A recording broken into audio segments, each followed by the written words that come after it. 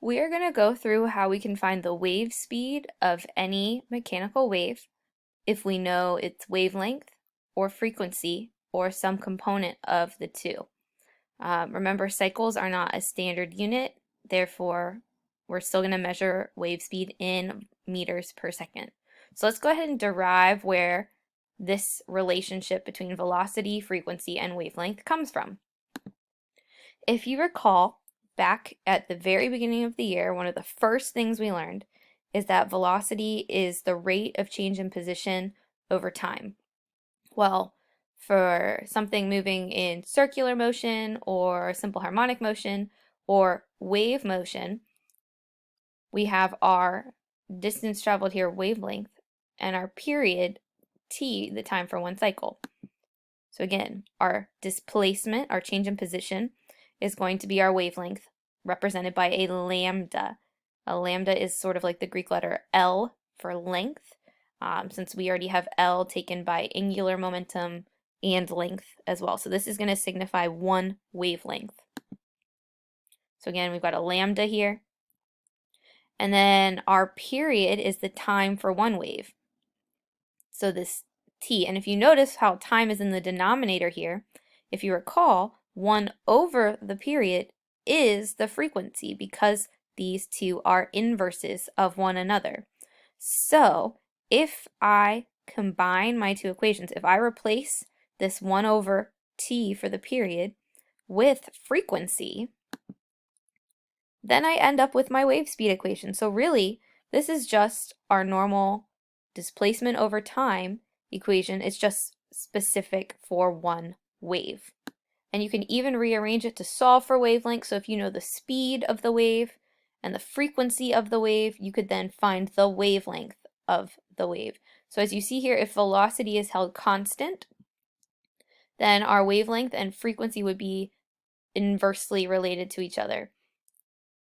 So if velocity is held constant, then these two variables, frequency and wavelength, would be inversely proportional to one another. What we're going to do is go through an example of how to apply this equation together. So we have a harmonic wave traveling along a rope. This means it's going to be a mechanical wave. It's going to be repeating the oscillation in a uniform manner. And it observed that the oscillator, that's the thing that makes the wave, generates the wave, completing 40 vibrations in 30 seconds. There's a maximum travel distance of 425 centimeters along the rope, and it happens in a period of 10 seconds. And so we're looking for the wavelength of our wave. So I'm going to go ahead and start by writing out my two different ways to write the wave speed equation. Since I am looking for wavelength, that's why I've gone ahead and already rearranged it to solve for wavelength. So in order to determine the wavelength of this wave, I need to know the velocity of the wave, and I need to know the frequency of this wave.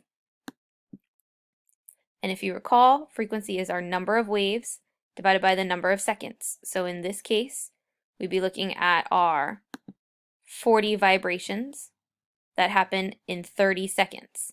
And when I simplify that to 4 over 3, and then my units could be waves per second, or I can use the traditional hertz as my unit. So I now know the frequency. So now what's left is to determine the velocity of this wave. And as you recall, velocity is displacement over time, the period in this case. So I've got 4.25 because I've converted this to meters. That's the length of the string available and the time it takes to travel along that string. And that gives me a wave speed of 0.43 meters per second.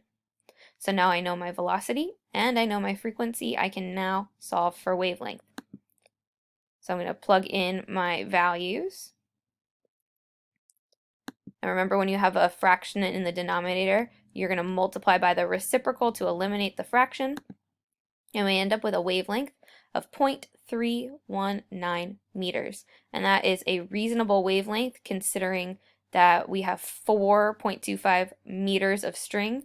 And so we would see multiple waves on the string. So this is a way that you can apply what we know about frequency wave speed in order to determine the wavelength of something oscillating like a rope.